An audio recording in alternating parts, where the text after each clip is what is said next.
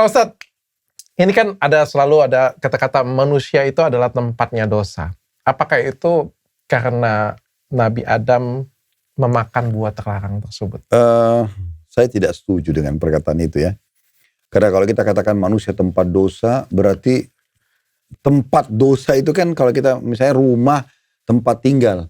Begitu tempat kita akan selalu ada dan berdiri situ dan segala macam. Itu seakan-akan manusia ini kalau dikata tempat dosa berarti akan selalu ada kesalahan. Setiap kali ini pemimpin kita di atas mimbar selalu ngomong ya kita kan manusia tempat di mana selalu ada dosa. Bukan. Jadi bukan gitu. Kita manusia bisa saja melakukan kesalahan. Itu benar.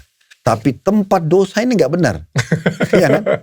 Artinya gini, kenapa kita nggak bilang manusia itu tempat ketaatan kepada Allah? Allah ciptakan untuk beribadah. Lebih bagus itu ya. Nah iya, dan bisa saja melakukan kesalahan. Sebab terbukti Nabi Adam buat salah satu kali. Setuju. Hanya makan buah, selebihnya ketaatan. Gitu.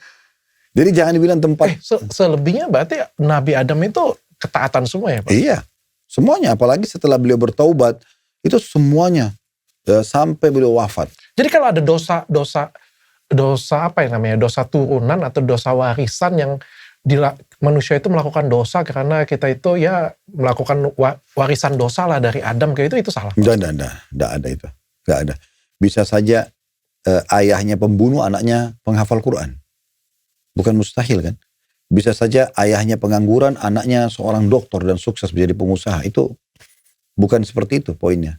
Kecuali memang sang ayah atau ibu ini memang mewariskan itu.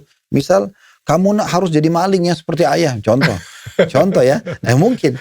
Tapi kan itu tidak mungkin terjadi. Biasanya orang walaupun maling, dia mau anaknya tetap jadi baik gitu kan. Iya.